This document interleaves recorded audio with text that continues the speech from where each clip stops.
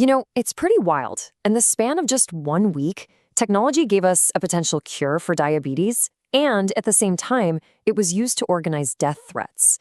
It's this incredible force for good, but also a source of, well, immense danger. So, how do we even begin to make sense of this tech dichotomy? Let's try and break it down. This right here, this is the contradiction at the very heart of technology today. On one hand, we are looking at a potential functional cure for type 1 diabetes that is a genuine, honest-to-goodness medical miracle. But then in the exact same news cycle, we see online platforms being twisted into tools for vicious harassment campaigns that lead to very real-world threats. It's the best of tech and the absolute worst of tech, happening all at once, side by side. So, to really unpack all this, we're going to look at it through 4 key themes. First, the incredible promise of progress. Then, the peril that comes with all this new power. We'll look at the engine that's accelerating everything. And finally, how we're all struggling to get some control over it. Okay, first up, let's talk about the promise. And honestly, it is genuinely revolutionary. We're seeing tech take on some of humanity's oldest, most stubborn problems and actually start to win. This is just an incredible achievement. So a patient with type 1 diabetes got a transplant of gene-edited cells, and those cells started producing insulin on their own. But here's the real game changer. This worked for months without the patient needing any immunosuppressant drugs. Those super powerful medications that stop the body from rejecting a transplant. Getting over that hurdle, that's not just a small step. It could be a whole new path to a cure. And this kind of progress, it isn't just happening in these high-tech labs. We're seeing it top up in our daily lives, too. Apple is quietly turning the AirPods that so many of us already use into health monitors. Google Cloud, they're making it free for businesses in Europe to switch cloud providers, which helps fight against being locked into one company and actually creates real competition. And even your email is getting smarter, with AI sorting through that promotions tab to find stuff you might actually want to see.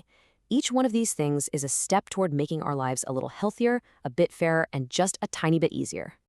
But, and there's always a but, isn't there? For every amazing step forward, it feels like a new danger crawls out of the woodwork. This is the other side of that coin, the peril that comes with creating such powerful new tools. And here's a really stark example of that. After an activist died, an anonymous website started publishing the personal information, a practice we call doxing, of people they accused of celebrating the event. This was then picked up by extremists who sent targeted death threats, basically turning online chatter into a direct pipeline for real-world harm. And the platforms themselves, well, they're completely struggling to keep up. Graphic videos of the shooting spread like wildfire across all the major social networks, which just failed to enforce their own rules. The chaos got so bad that Microsoft actually had to put out a public statement to distance themselves from someone who was falsely linked to their company, just to fight back against the flood of misinformation. It's a massive failure of content moderation, plain and simple. Now, the threats aren't just from people misusing these platforms. They're also being built right into the tech itself.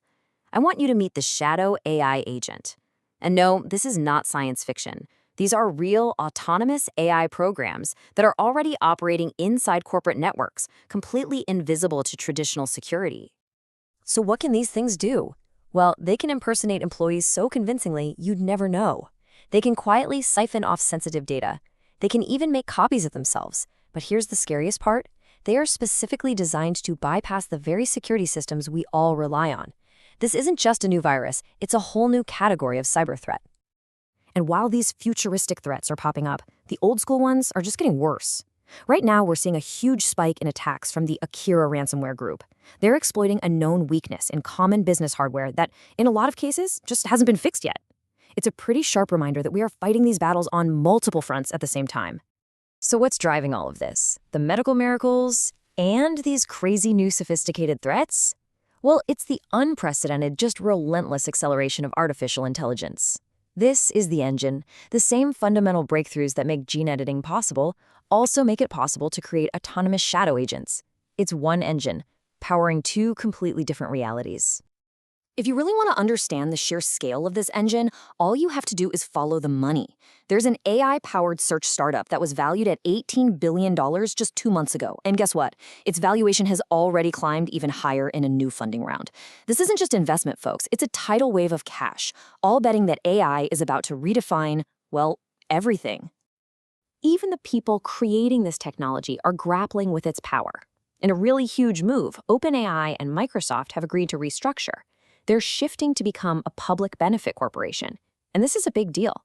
It's basically a legal move to tie the company to its mission of benefiting humanity, putting that mission above just making a profit for shareholders. It's them admitting that this technology is just too powerful to be guided by profit alone. We're also seeing new ideas aimed at solving some of AI's biggest problems. Take Docker's new project called Minions. These are designed to run powerful AI models directly on your computer, not in the cloud. And the goal is simple, but it's also pretty revolutionary. Give you all the power of a top-tier AI without you having to hand over all your private data to some corporate server. It's a straight-up attempt to balance power with privacy. So all this progress and all this peril brings us to the final and maybe most important question. How do we actually control this thing? With tech moving so fast, how are we, as people, as companies, as governments, even supposed to try and steer the ship? Well, the first line of defense is usually regulation. In California, a new bill is moving forward to create safety standards for AI companions. In Washington, senators are demanding that the government stop using a really controversial facial recognition app. And you know what? These rules have real teeth. Apple's cool new live translation feature for AirPods, it won't even launch in the EU, and that's a direct result of Europe's stricter regulations.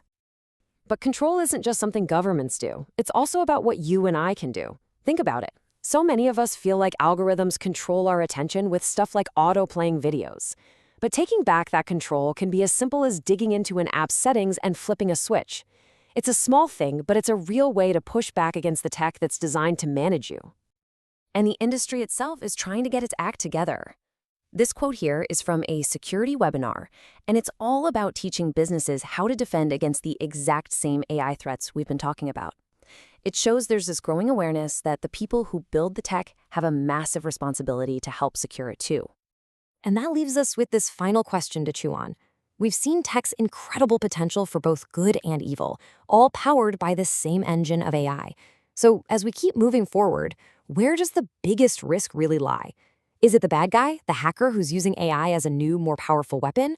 Or is it the AI itself, operating with all this power but in ways we never intended and can no longer predict? It's a tough one. Thanks for tuning in.